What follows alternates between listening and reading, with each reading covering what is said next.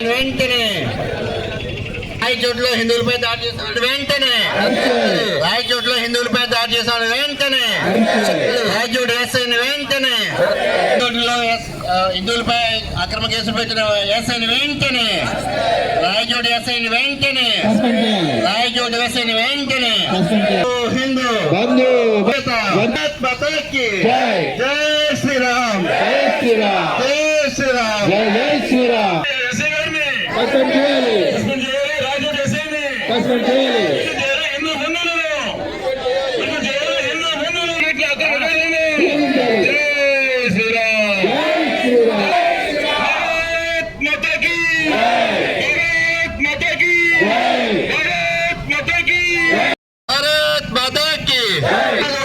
అక్రమ కేసులు వెంటనే అక్రమ కేసులు వెంటనే హిందూ హిందూ హిందూ హిందువుల ఐక్యత హిందువుల ఐక్యత భారత్ మాతా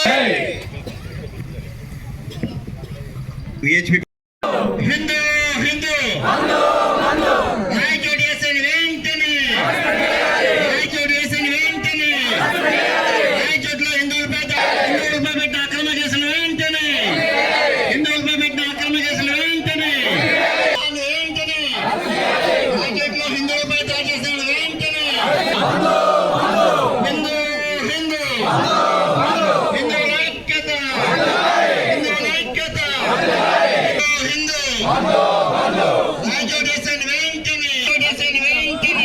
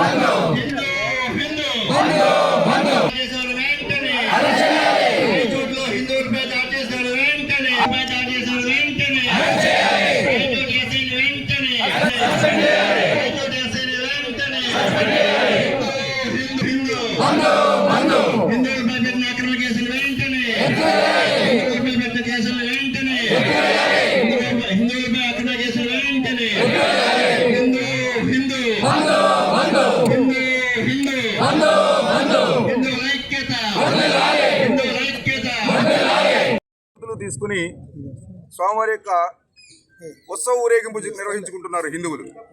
ఆ సందర్భంలో ఆ మార్గం ఏదైతే ఉన్నదో ఆ మార్గంలో వెళ్తున్నటువంటి ఈ ఉత్సవానికి ఈ రోడ్డుకు పక్కన ఉన్నటువంటి మసీదు నుంచి ముస్లిం మూకలు వచ్చి స్వామివారి మీద దాడి చేయడానికి ప్రయత్నం చేసినప్పుడు పోలీసులు నచ్చజెప్పి వారిని నెట్టివేయడం జరిగింది.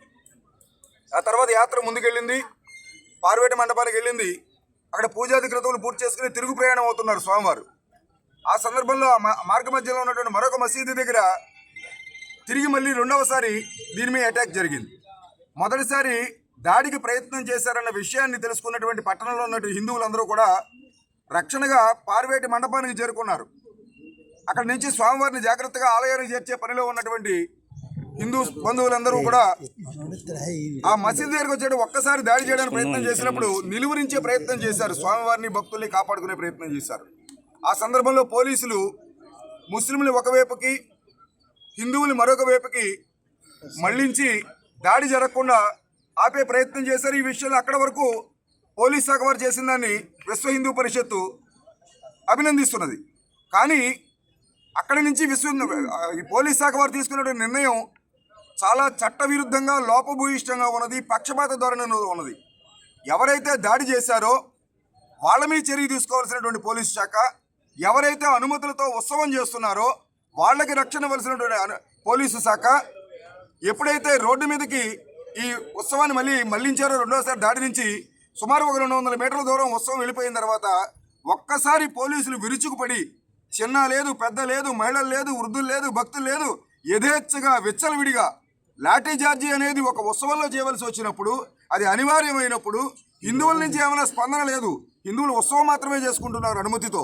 అటువంటి సందర్భంలో భయపెట్టే ప్రయోగం చేయొచ్చు తప్ప విచ్చలవిడిగా 100 మందికి పైగా హిందువులు, వృద్ధులు, మహిళల మీద చర్మం తేలిపోయే విధంగా చాలా కిరాతకంగా, ఏదో బ్రిటిష్ వాళ్ళు భారతీయుల మీద స్వతంత్ర పోరాటంలో లాఠీ చార్జీ చేశారంటే విన్నాం. దాన్ని మరిపించే విధంగా నిరాయుధులుగా ఉన్నటువంటి మహిళల మీద, వృద్ధుల మీద, భక్తుల మీద విచ్చలవిడి లాఠీ చార్జీ చేశారు.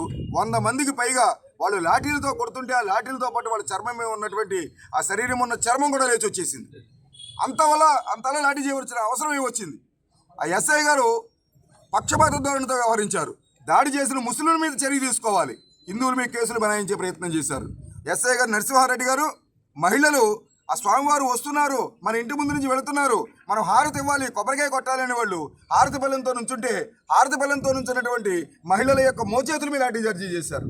కొబ్బరికాయ కొట్టడం నుంచుంటే ఆయన నిజంగా ఆయన పోలీస్ అధికారిగా ఉన్నాననే భావన మర్చిపోయి మీరు కొబ్బరికాయలు కొట్టడానికి వచ్చారా, మీ అందాల రోడ్డు మీద ప్రదర్శించడానికి వచ్చారా అని మహిళలు అన్నారని చెప్పి నేను నిజ నిర్ధారణలో వెళ్ళినప్పుడు మహిళలు చెబుతూ కంటతడి పెట్టుకున్నారు. కాబట్టి ఒకవైపుని ఉద్యోగం చేస్తున్నారా, లేకపోతే సమాజం కోసం ఉద్యోగం చేస్తున్నారా?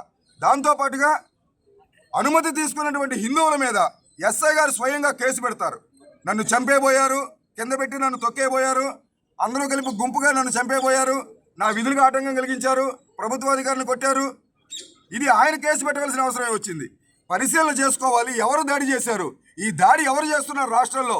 వీకోటలో ఎవరు దాడి చేశారు హిందువుల మీద, అరెస్టులు చేశారా, చర్యలు తీసుకున్నారా? పెడలలో ఎవరు దాడి చేశారు, అరెస్టులు చేశారా, చర్యలు తీసుకున్నారా? పెడలలో హిందువుల మీదే కాదు, ప్రత్యక్షంగా పోలీసుల మీద కూడా దాడి చేశారు. పోలీసులకు గాయాలే ఆసుపత్రి పాలయ్యారు. అయినప్పటికీ కూడా అక్కడ కూడా ధైర్యం జారిపోక అక్కడ కూడా ఏ విధమైనటువంటి అరెస్టులు చూపించలేదు. అంతేందుకు నెల్లూరులో పోలీస్ స్టేషన్ మీద దాడి చేశారు, ఏ విధమైన అరెస్టులు చేయలేకపోయారు, చర్యలు తీసుకోలేకపోయారు. గుంటూరులో పోలీస్ స్టేషన్ తగలబెట్టారు, కేసును ఉపసంహరించుకున్నారు.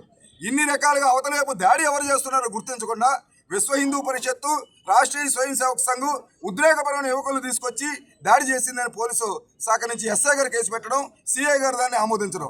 అసలు వీళ్ళిద్దరూ సమర్థవంతంగా డ్యూటీ చేస్తుంటే ఈ రకమైనటువంటి లాఠీ చార్జీ వరకు వచ్చేదా? కాబట్టి ఎప్పటికైనా మేము పోలీస్ శాఖను చెబుతున్నాం, మీరు ముస్లింలని కంట్రోల్ చేయలేకపోతే హిందువులను అణిచివేయాలని చూస్తే హిందూ సమాజం ఊరుకోదు. హిందువుల హక్కుల్ని రక్షించడం కోసం మీరు ఉన్నారు, ముస్లింల హక్కుల్ని రక్షించడం కోసం మీరు ఉన్నారు. ముస్లిం దాడులకు ఒత్తాసు పలకడానికి, హిందువుల్ని అణిచివేయడానికి ప్రయత్నం చేస్తే హిందూ సమాజం ఎదురు తిరుగుతుంది. కాబట్టి హిందువులు తమకున్న చట్టపరమైన, రాజ్యాంగపరమైన హక్కుల్ని కాపాడుకుంటారు. చివరిగా ఒక మాట చెబుతున్నాను, ఇవాళ ఎక్కడి నుంచి అయితే వాళ్ళు దాడి చేశారో ఆ మసీదులు ఏవైతే ఉన్నాయో అది ఈ వీరభద్రస్వామి ఆలయ భూముల్లో కట్టినవి. అక్కడ ఉన్నటువంటి ఉర్దూ పాఠశాల ఈ వీరభద్రస్వామి ఆలయ భూముల్లో కట్టినది. కాబట్టి ఈ ఆలయం నుంచి 4 దిక్కులా ఉన్నటువంటి మండపాలు ఏవైతే ఉన్నాయో మూల మండపాలు, ఆ మూల మండపాల మధ్యలో ఉన్నటువంటి వేలాది ఎకరాల భూమి వీరభద్రస్వామిది. ఈవేళ 20 ఎకరాల భూమికి తీసుకొచ్చారు. కాబట్టి భూములు రక్షించలేకపోయారు, ఆలయ అధికారులు సమర్థవంతంగా యాత్ర నిర్వహించలేకపోయారు, పోలీసులు రక్షణ కల్పించలేకపోయారు. ప్రతిగా హిందువుల మీద చర్య తీసుకోవడం కోసం కేసులు పెట్టారు. ఈ కేసులను ఎత్తివేయాలి, ఎస్ఐ గారిని వెంటనే సస్పెండ్ చేయాలి. కాబట్టి ఎవరైతే దాడి చేశారో వాళ్ళ మీద చట్టపరమైనటువంటి కఠినమైన చర్యలు తీసుకోవాలి. అలా చేయకపోతే ఈవేళ మా యొక్క ఆవేదనని, మా యొక్క బాధని ఈవేళ కలెక్టర్ల ద్వారా ముఖ్యమంత్రి గారికి, ఉప ముఖ్యమంత్రి గారికి తెలియజేస్తున్నాం. మీరు పోలీస్ శాఖను కంట్రోల్ చేయకపోతే ప్రభుత్వానికి కూడా చెడ్డ పేరు వస్తుంది. కాబట్టి మీరు ఇదే కనుక చేస్తే హిందువులు తమను తాము రక్షించుకోవడం కోసం ఈ పోరాటాన్ని మరింత ముందుకు తీసుకెళ్లే అవకాశం ఉంది. కాబట్టి ఈ విధమైనటువంటి ఆంక్షల్ని హిందువుల ఉత్సవాల మీద పోలీస్ శాఖ మానుకోవాలి. అదే సందర్భంలో రక్షణ కల్పించవలసి వచ్చినప్పుడు రక్షణ కల్పించబోగా హిందువుల మీద చర్యలు తీసుకునే ఈ కుతంత్రాన్ని ఆపివేయాలి, పక్షపాత ధోరణి ఆపివేయాలని విశ్వ పరిషత్ డిమాండ్ చేస్తారు.